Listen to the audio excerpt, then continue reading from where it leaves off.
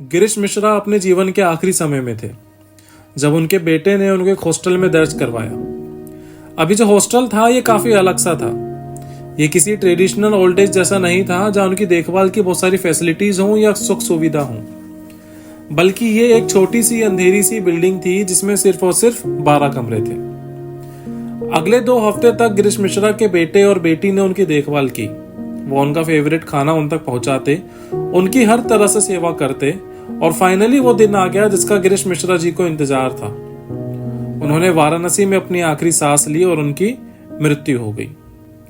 अब ये कहानी है एक ऐसी हॉस्टल की जहां गिरीश की तरह ही देश के अलग अलग कोने से लोग अपनी आखिरी सांस लेने आते हैं, इन शॉर्ट मरने आते हैं। लेकिन ये कोई सुसाइड पॉइंट नहीं है, बल्कि ये जगह है वाराणसी का मुक्ति भवन यानी सेल्वेशन होम, जहां लोग मोक्ष प्राप्त करने की उम्मीद में आते हैं और अपना आखिरी समय बिताते हैं। वाराणसी एक ऐसा शहर है जहां 24 घंटे चिता की अग्नि जलती रहती है, जहां करीब 100 लोगों का अंतिम संस्कार एक साथ किया जाता है। अब इन सब की वजह से ना वाराणसी जाते ही आपको एक बहुत ही स्ट्रॉन्ग एनर्जी महसूस होती है। ये एनर्जी इतनी स्ट्रॉन्ग है कि इससे साधु अपनी साधना पूरी कर पाते हैं, बट ये एनर्जी कुछ लोगों को बहुत बुरी तरह इफेक्ट भी कर सकती है। दी सिटी ऑफ डेथ कहे जाने वाले वाराणसी में हर साल करीब 20,000 लोग तीर्थ यात्रा करते हैं सिर्फ और सिर्फ मरने के लिए। तो मुक्ति भवन जैसी जगहों को एक अनोखा मकसद होता है, इंसानों को वाराणसी में मृत्यु पाने का मौका देना। ये जगह स्पेशली उन लोगों के लिए बनाई जाती है जो अपनी जिंदगी के आखिरी दिनों में हैं और अपनी आखिरी सांस वाराणसी में लेना चाहते हैं। और इसलिए इनकी पॉलिसी भी होती है कि अगर 15 दिन तक आपकी मृत्यु नहीं होती या अगर आपकी तबीयत में सुधार आता है तो आपको यहाँ से वापस जाना होगा। यहाँ पर ज़्यादा फैसिलिटीज़ भी नहीं होती, बस कुछ 10 से 15 कमरे होते हैं, बहुत ही लिमिटेड लोगों को लिया जाता है, एक छोटा सा मंदिर होता है और एक पुजारी होता है जो सारे रिचुअल्स को परफॉर्म करता है। इन सब के पीछे एक बिलीव छुपा है कि वाराणसी में जिसकी भी मृत्यु होती है उसका मृत्यु को जो चक्र होता है वो वहीं पर खत्म हो जाता है और उसे मोक्ष प्राप्त हो जाता है। और ये जो बिलीव है वो जुड़ा है वाराणसी के लंबे इतिहास से, जहां काफी समय पहले शहर को Kashi the city of lights कहा जाता था। तो कैसे ये सिटी ऑफ लाइट्स बन गया सिटी ऑफ डेथ, चलिए जानते हैं। ऐसा माना जाता है कि काशी शिव जी ने बनाई थी। मत्थे पुराण के हिसाब से शिव जी कहते हैं कि काशी मेरा राज है और यहाँ जो भी आएगा वो अपने सारे कर्मों से मुक्ति पाएगा। हर जाति और हर रंग का इंसान काशी में एक समान है। लेकिन इन सब के पीछे एक ऐसी कहानी है जिसे शायद कोई नहीं जानता। ये कहानी है ऋषि मार्कंडेय की। ऋषि मार्कंडेय का जन्म हुआ जब उनके पिता सालों तक संतान पाने के लिए शिवजी की आराधना कर रहे थे और एक दिन शिवजी उनके सामने प्रकट हुए। शिवजी ने उनकी प्रार्थना सुनी और स्वीकार किया, लेकिन उन्हें एक ऑप्शन भी दिया। शिवजी ने ऋषि से पूछा कि उन्हें कैसी संतान हो जिसकी उम्र बहुत लंबी हो पर वो मूर्ख हो, या फिर एक ऐसी संतान जो बहुत ज्यादा अक्लमंद हो लेकिन उसका जीवन सिर्फ 16 वर्ष का हो, मतलब 16 साल होते ही उनकी मृत्यु हो जाएगी। ऋषि ने कहा उन्हें एक अक्लमंद संतान चाहिए। शिवजी ने उनकी इच्छा पूरी की और उनकी पत्नी की कोख से जन्म हुआ ऋषि मार्कंडेय का। ऋषि मार्कंडेय इतने बुद्धिमान थे कि उन्होंने बचपन से ही वेदों और शास्त्रों का ज्ञान लेना शुरू कर दिया था। अब जैसे जैसे वो बड़े हुए उनका ज्ञान बढ़ता चला गया और वो एक बहुत बड़े शिव भक्त भी बन चुके थे। उन्हें अपने भाग्य के बारे में भी पता चल चुका था और इसलिए 16 वर्ष से कुछ समय पहले ही उन्होंने शिव जी की घोर तपस्या करना शुरू कर दिया था। उनकी मृत्यु का दिन आने पर यमराज के दूत मार्कंडेय को लेने आए। तब वो शिवलिंग के साथ घोर तपस्या में मग्न थे।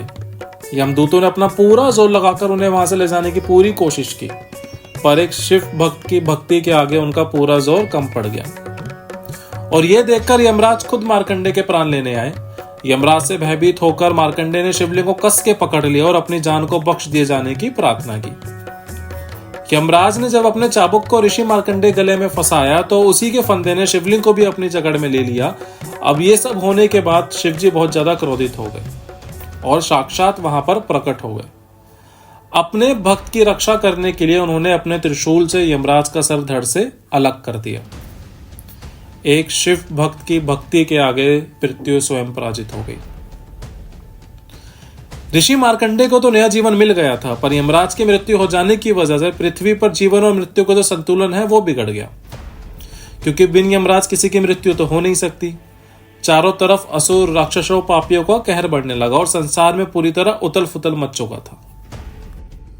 तो इन सब की वजह से सारे देवताओं ने मिलकर शिवजी से प्रार्थना की कि वो यमराज को फिर से जिंदा करे। शिवजी ने उनकी बात सुनी और यमराज को जिंदा किया, लेकिन 2 शर्तों पर।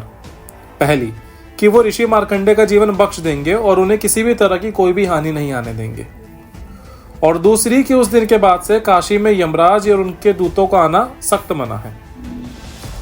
शिवजी ने साक्षात मृत्यु को काशी में प्रवेश करने से मना कर दिया था, जिसकी वजह से जो भी काशी में अपनी देह त्यागता उनकी आत्मा यमलोक में नहीं जा सकती, जिसकी वजह से उनके मृत्यु और जीवन का जो चक्र है वो वहीं खत्म हो जाता है और उन्हें मोक्ष प्राप्त हो जाता है।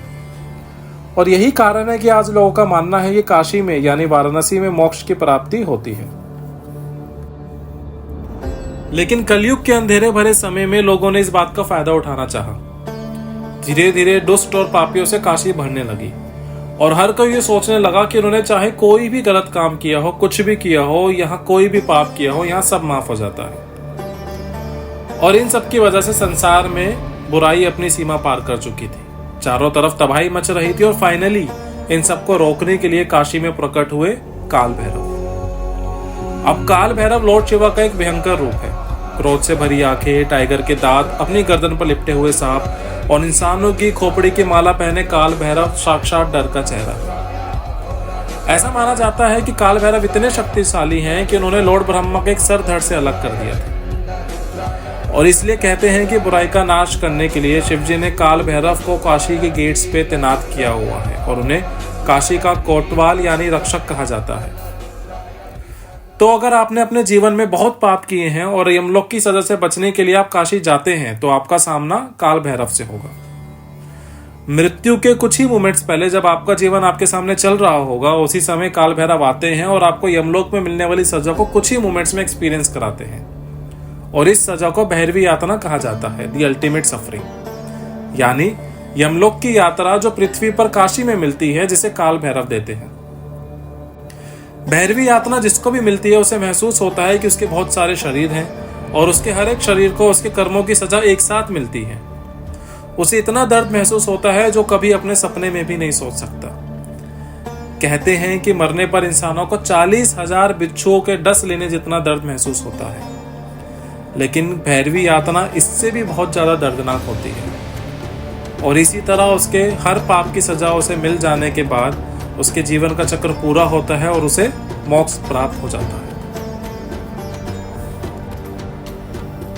कहते हैं मृत्यु के बाद हमारी जो आत्मा होती है वो हमारे शरीर को छोड़ देती है और हमारा शरीर एक खाली वेसल बन जाता है, और इन्हीं खाली वेसल को अग्नि में भस्म कर दिया जाता है मणिकर्णिका घाट पर। मणिकर्णिका घाट काशी के 84 घाटों में से एक ऐसा घाट है जहाँ 24 घंटे 365 दिन हर समय चिता की अग्नि जलती रहती है। इस जलती हुई अग्नि में कुछ ऐसे लोग भी होते हैं जिनका शरीर पूरी तरह मृत नहीं होता। जिस तरह पैदा होने का एक प्रोसेस होता है, उसी तरह मरने का भी एक प्रोसेस होता है जिसमें लगभग 12 दिन लगते हैं। हिंदू धर्म में ऐसा माना जाता है कि मरने वाले का शरीर अगले 12 दिन तक जिंदा रहता है, और अगर इन 12 दिनों से पहले किसी इंसान की बॉडी को जला दिया जाए तो उसके अंदर की जो जीवन ऊर्जा होती है वो आसपास के एटमॉस्फेयर में फैल जाती है। और इसलिए जब भी कोई मणिकर्णिका घाट पर जाता है तो उसे बहुत ही स्ट्रॉन्ग एनर्जी फील होती है, और ये एनर्जी उन लोगों की चिताओं से आती है जिनके डेथ के प्रोसेस को बीच में रोक दिया हो।